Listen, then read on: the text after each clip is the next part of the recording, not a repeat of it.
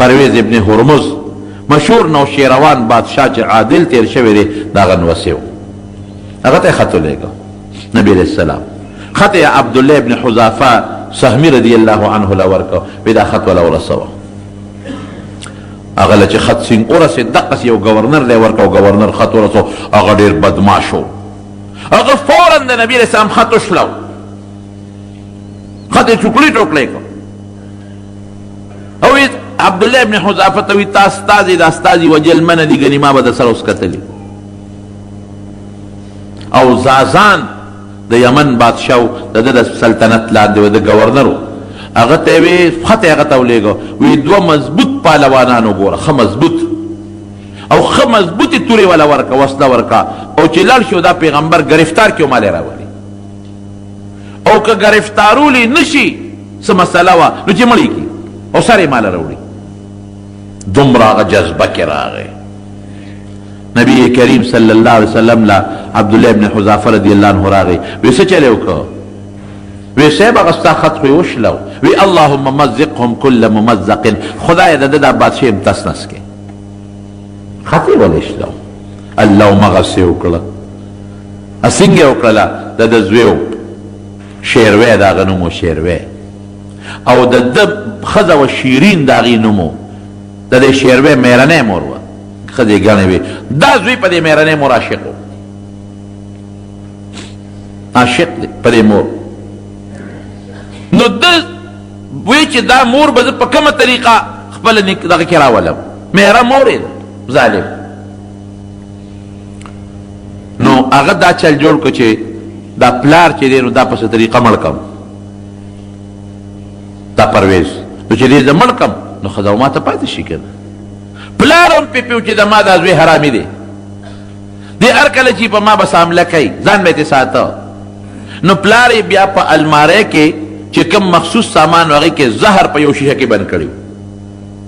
زهر او د پاسه پې لیکلي دواء مفید للبا دا هغه دارو دی چې دا انساني قوت دپاره ډېر زبردست شی دی هغه ته پته چې دا حرامي هر کله چې که زه مړ کړم زما دې سامان له به راځي خو چې دې م رانه جمدې پاتې دی شي دې خواته دې بادشاه د پیغمبر علیه السلام په مرګ پسې د زازان د یمن گورنر ته وي دوه کسه پهلوانان ولېږه هغې یې تورې ورکړې هغه یې په زهرو کې دغه کړی دی سرې کړې او نبی علیه السلام پسې لاړه دومره قمقل دي چې حضور پاک د تاسو نږدې کېدی قدرې هم نشئ گرفتار کو یا ته سر پرېږه دا څه وړه خبره ده د مکې مشرکانو ځانونه وشلول نږدې قدرې ورته ورونه رسېدی شو اخوه دوه کسه ولېږل دلته خدای پاک نبي هم خیره وکړه وي د ما خط یې وشله خدای ته هلاک کړي تس نسې کې زوی لږې شو پلار باندې حمله وکړه پلار یې مردار کړه ور وضع کې دنه دنه خیره ولګېده د حضور پاک خیره ده چې مردار یې کړه هلته میرې مور ته یې پته ولګېدله چې زما خاوند خو یې مړ کړه او دا خو به اوس ما ځان سره ساتي نو دا خو زما دپاره غټ شرم دی هغې زهر اوس کله هغې ځان مړ کړه چې دا خو ماله شرم دی ده چې څنګ پلار مړ کړه ورغې د پلار الماری یې کوله وکړه مخصوص سامان اوس په قبضه کېلي بادشاه یې په قبضه کې واخېسته لکه څنګه چې دغه راشي یو څه ورته مارشل له ولګي مارشل له ولګوله د پلار مخصوص سامان چې څنګه یې وکتل شیشه پکې پرته ده په هغې یې لیکلي چې دا هغه دارو دی چې دا مردانه طاقت دپاره ډېر زبردست شی دی خو پلار ورته پېښ شوی په دې حرامي سخوندر خو پې که نه په دې سخوندر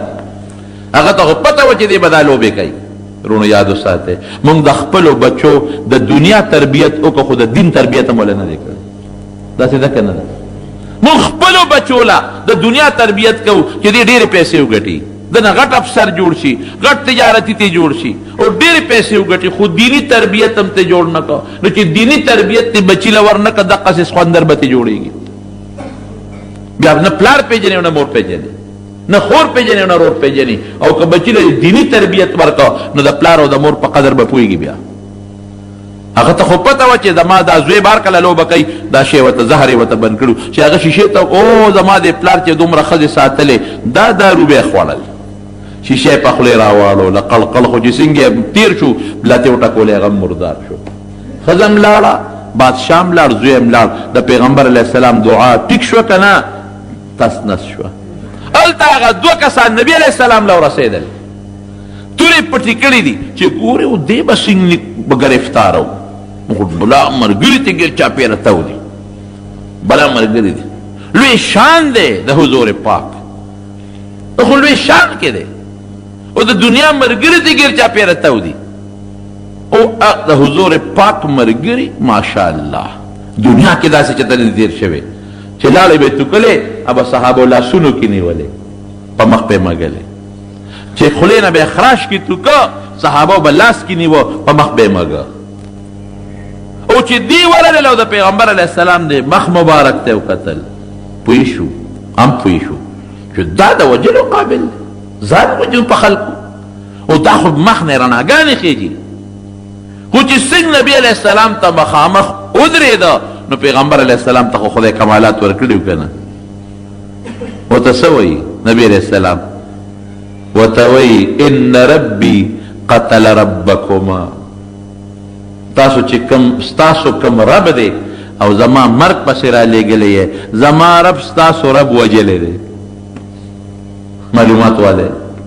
او زه تاسو راغلی په غلط نیت یې خو یو خبره درته کوم استته نه ویم تورې ملان سره دننه پټې کړي دي زه در باندې پوه یم خو یو خبره درته کوم چې د ایمان دعوت در کوم مسلمانان شي او کم زازان چې را لېږلی یې د یمن بادشاه هغه ته هم ووایې چې دغه پیغمبر تالم د ایمان دعوت تر کوي اگر چې ما پسې دوه کسه راولېږل مرګ پسې خو تالم د ایمان دعوت تر کوي دوی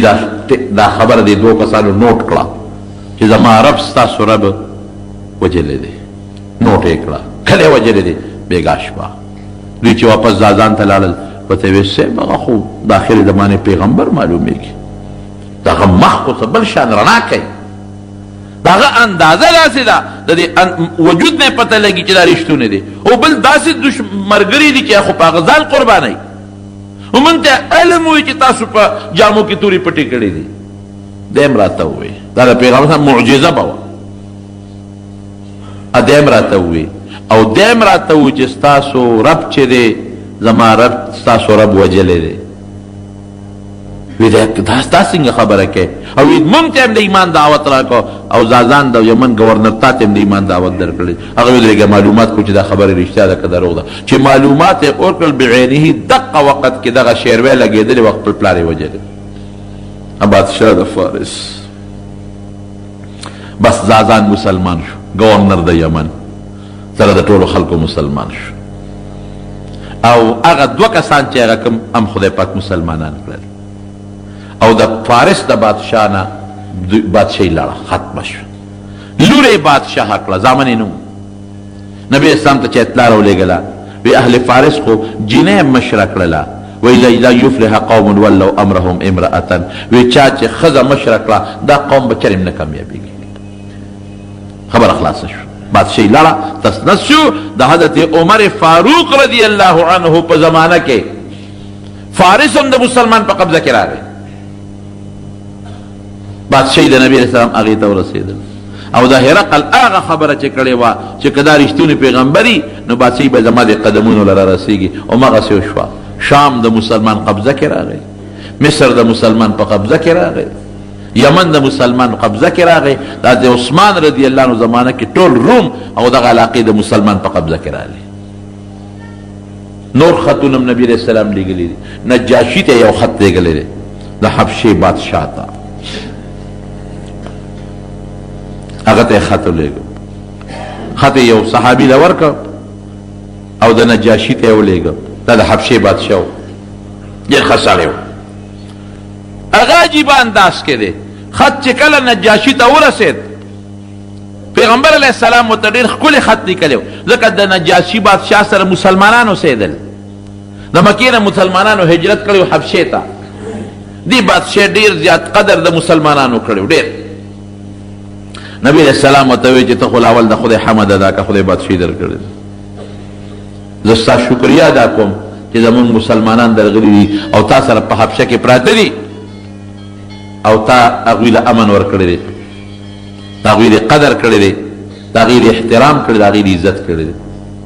زه د خدای رسول یم او د خدای بنده یم او تا له دعوت در کوم ته مسلمان شه